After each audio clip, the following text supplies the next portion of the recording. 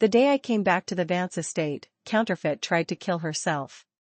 The whole household rushed to St. Luke's, leaving the Vance mansion hollow, and I might as well have been a stranger.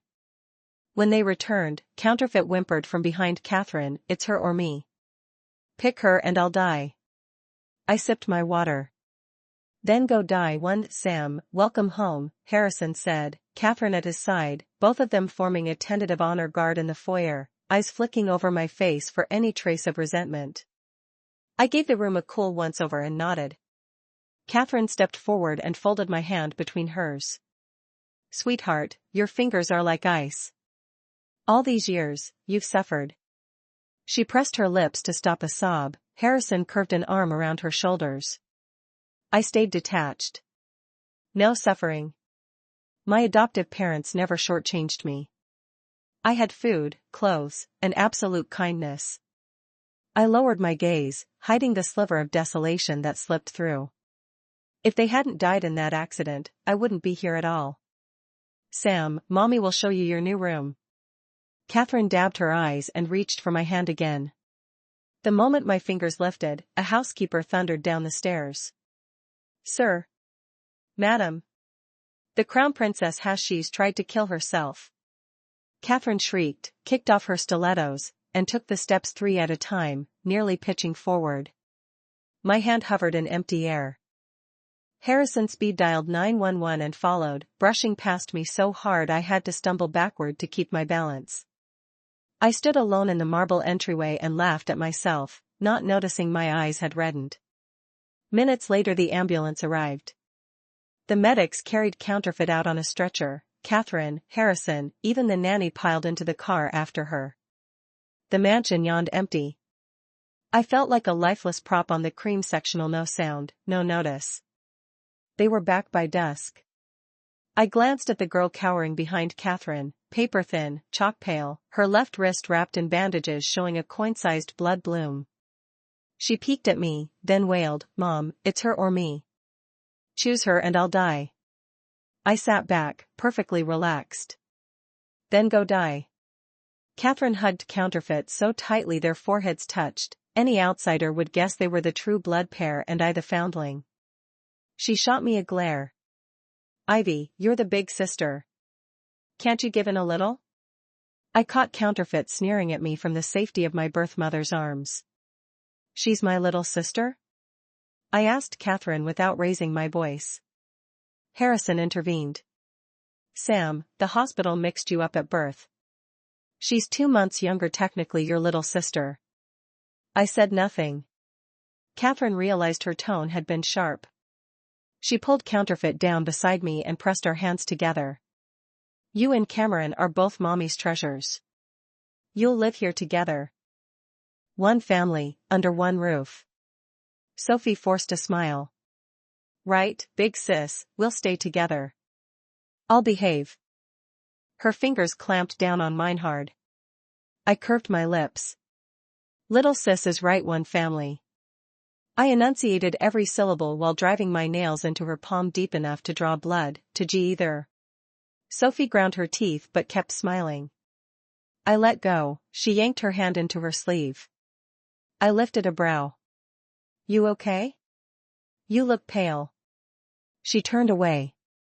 "I'm fine," then told Catherine, "Mom, I'll head upstairs." Catherine watched her with pure tenderness. "Go rest, sweetheart." Sophie climbed the staircase, legs shaky. I spoke into the hush. "Which room is mine?" Catherine jolted as if waking from a dream. "Oh. Let me show you right now." I sidestepped her reaching hand. "We had a deal. Any room I want, anything I want." Sophie slowed on the landing. I raised my voice just enough to make her falter further. Catherine's stomach lurched. "Sam, which room did you have in mind?" "The best one, naturally." Catherine paled.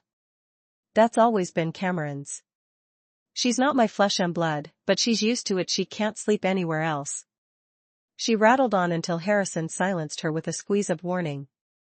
Catherine exhaled, then smiled at me again. "All right, darling. We'll have Cameron move out today." I watched Sophie's knee buckle on the next step, her fists clenched white. Great. Have the maid clear out the trash, would you? The housekeeper scurried upstairs at once. 2. I climbed the grand staircase. Before I even reached the door I heard the crash glass and porcelain shattering inside. Just as I expected, Sophie was inside her room, hurling everything to the floor in a tantrum. And the woman I was supposed to call mother had slipped in early to comfort the daughter who shared none of her blood. I heard her croon in that syrup-soft voice, "Cameron, sweetheart, even after your sister comes home, nothing will shake your place in this house. You'll always be Mommy's precious baby." Sophie's reply came in a teary quaver. But I'm not your real daughter." "She is. I've known for a long time," Catherine whispered, folding Sophie into her arms. Sophie's head snapped up in shock. So she had known all along that Sophie wasn't her flesh and blood. I leaned against the wall, feeling hollow. All that picture-perfect mother-daughter affection existed only in movies, it had never been meant for me, and no one had stolen anything from anyone. Sophie bounced back fast. She swapped rooms with gleeful speed, smirking over her shoulder. "Big sister, do take good care of my room, okay?" The way she said it, you'd think she planned to reclaim it later. I didn't bother being polite. "Little sister, you've got it backward. You're not a Vance by blood, this room was never yours to begin with." Her smile froze.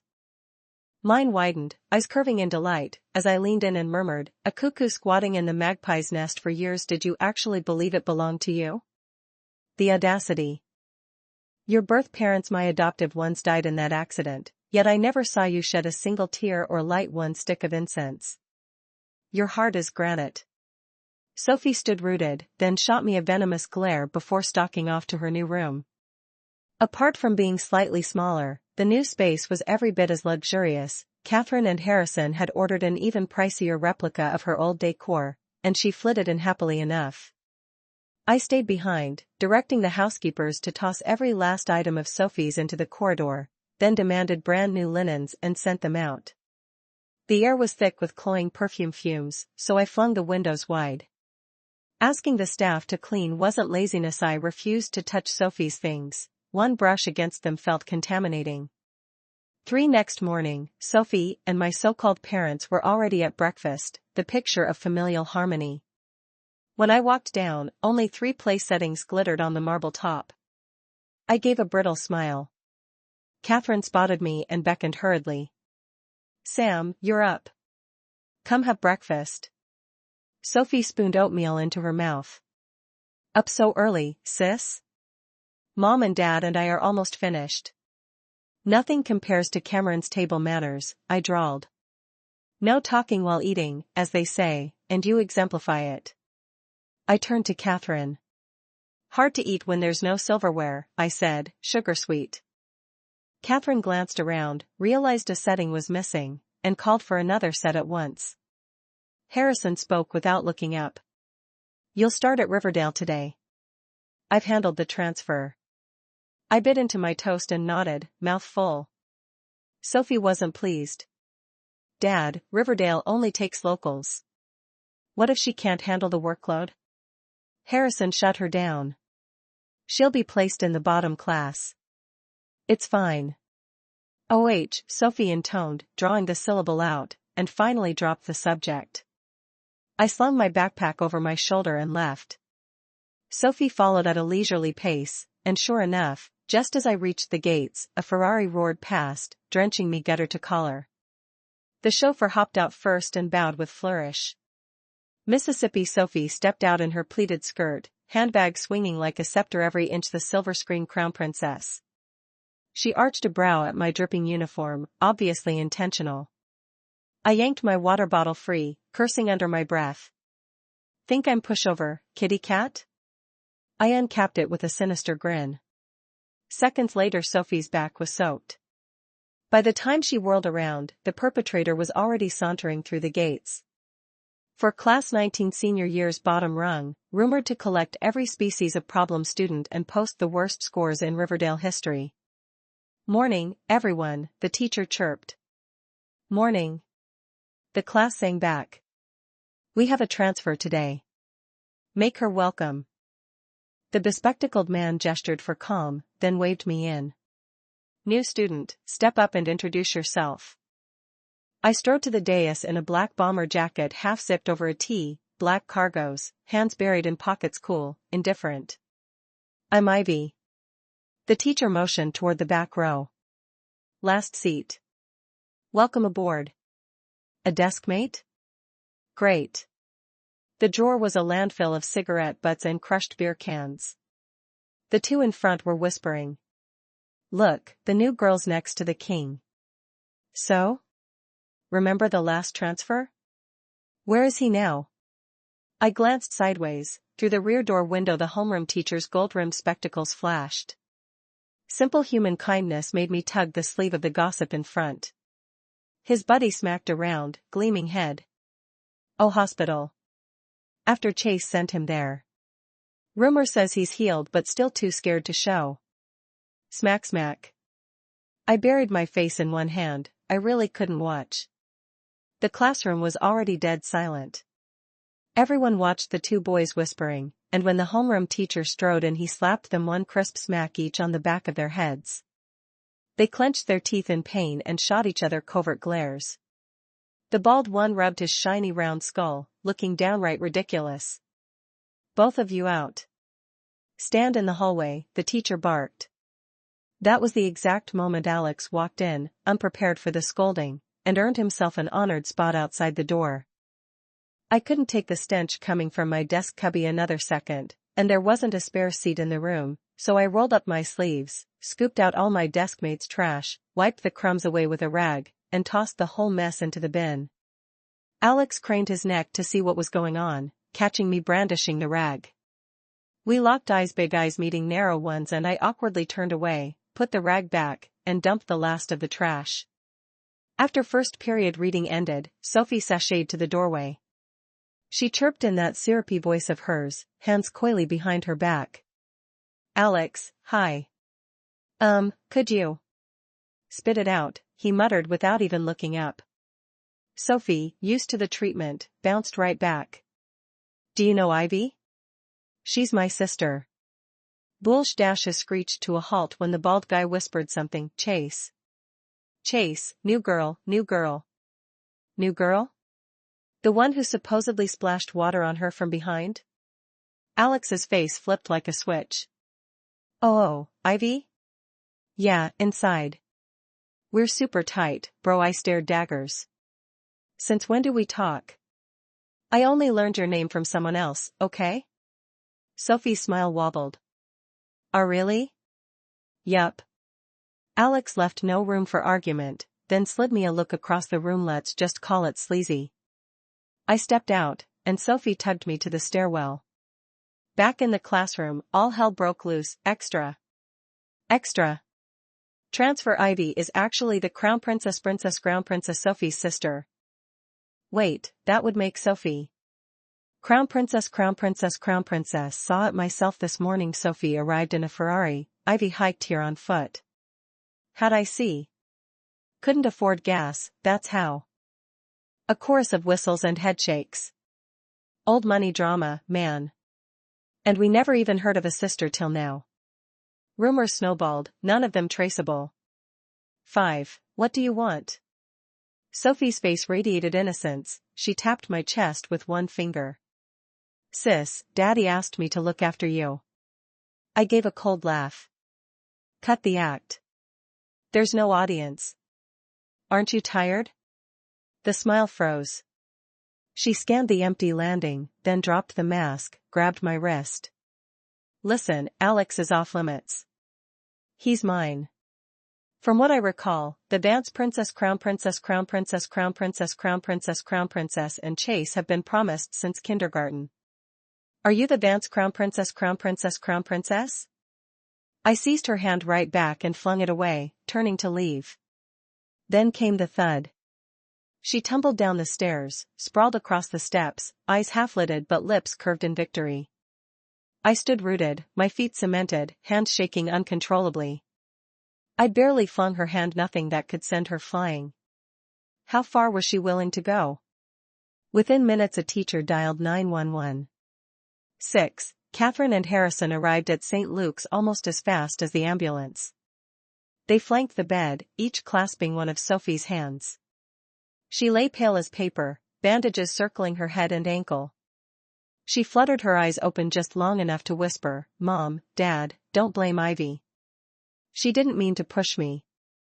Catherine exploded. She leapt up and slapped me hard, finger jabbing. "Had I known you were this vicious, unable to stand the sight of Cameron, we'd never have brought you home." My palm flew to my burning cheek, eyes stinging. I glared back. "Right, I can't stand her, so what? Still talking back?" She raised her hand for another slap, but Harrison's dark look told her to stop. Sophie played peacemaker. "Mom, no, please. Ivy didn't mean it." Catherine looked at me as though I were hopeless. "Look, your sister behaves better than you. You begged me to come, I didn't beg to live here. If you can't stand the sight of me, don't bring me back next time."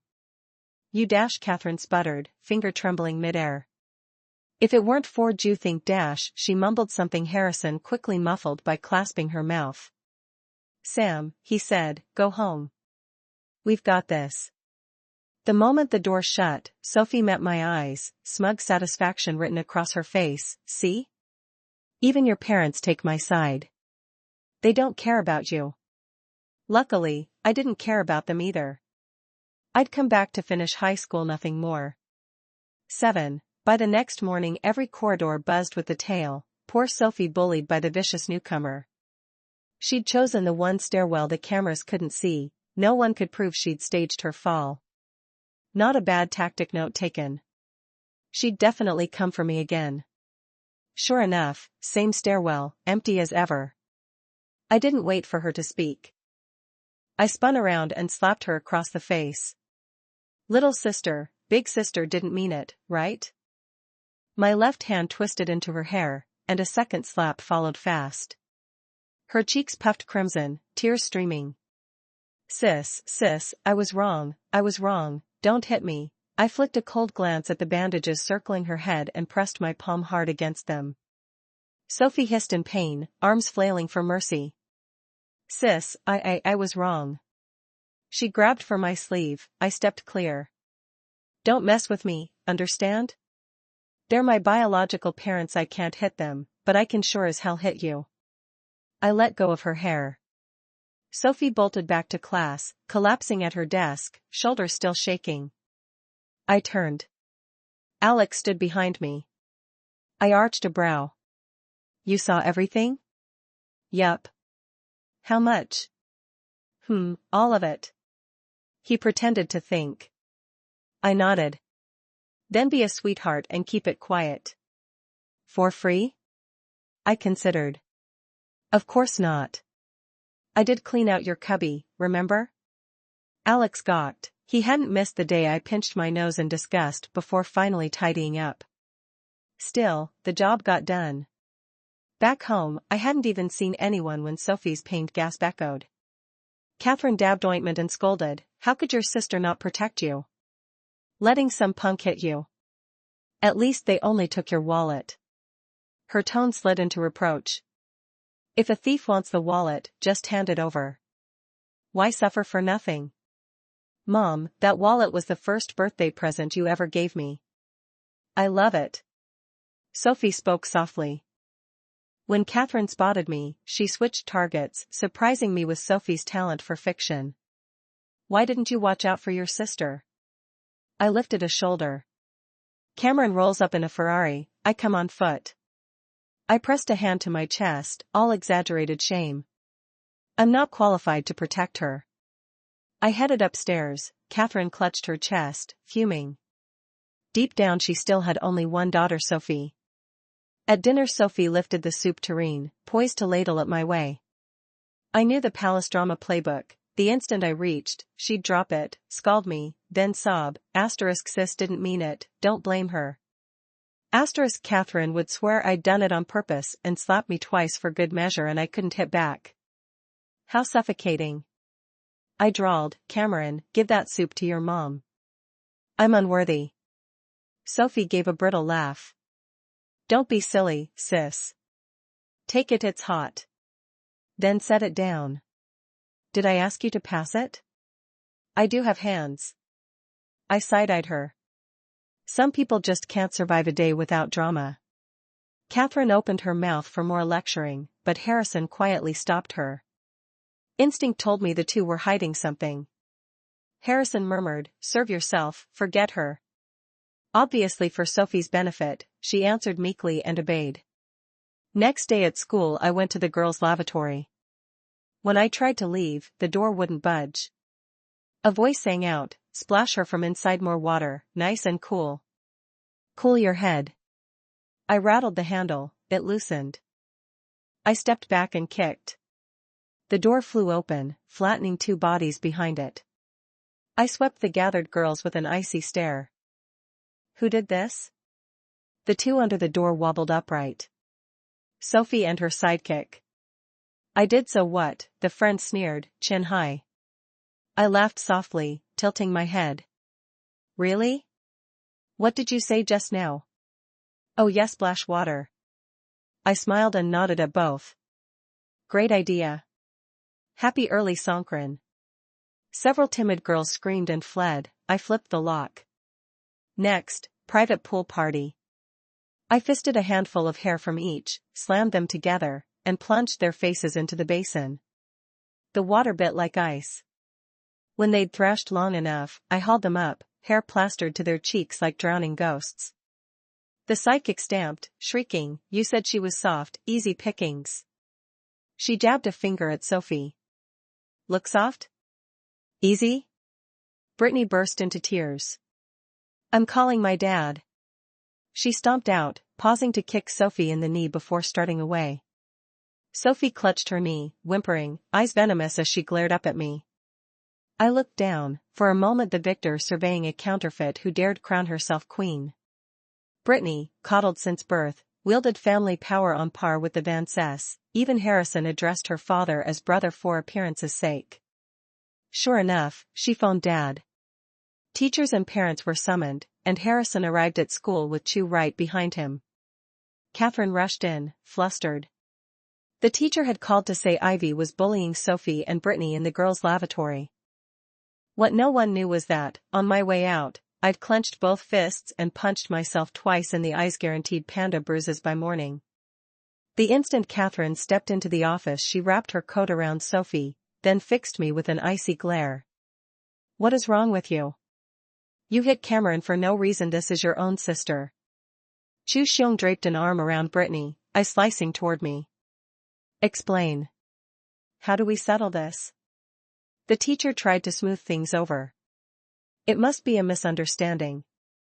Ivy, tell us why you hit Sophie and Brittany.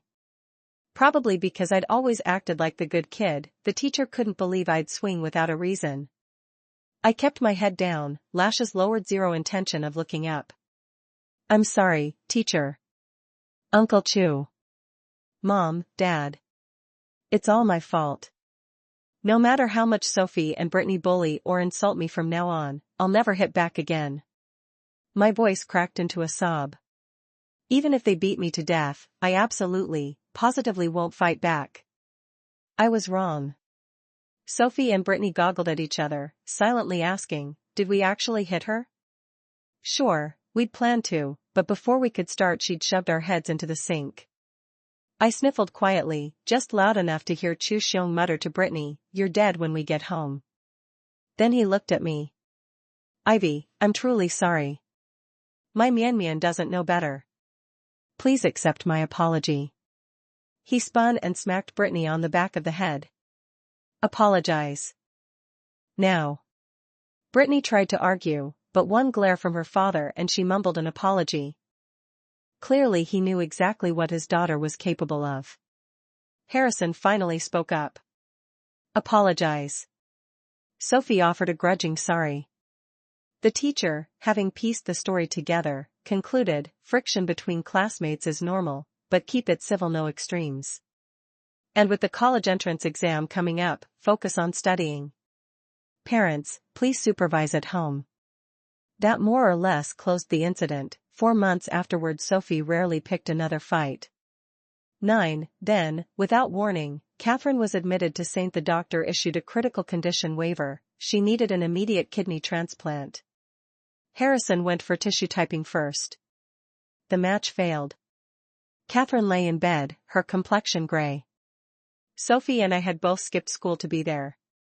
She clasped Sophie's hand, urging her to keep reviewing and get into the college of her dreams. Sophie nodded through tears. Harrison stepped in, unshaven for days, looking 10 years older. Catherine, I didn't match. We'll have to test the girls. Sophie's eyes brimmed. She gripped Catherine's hand. Mom, sis, and I will be typed. We'll save you. While we waited for the lab, she asked me, the college entrance exam is in a week. If you donate now, you'll have to gap year repeat. Are you willing? I met her gaze. What, you're not? Weren't you the one who said you'd give Mom your kidney?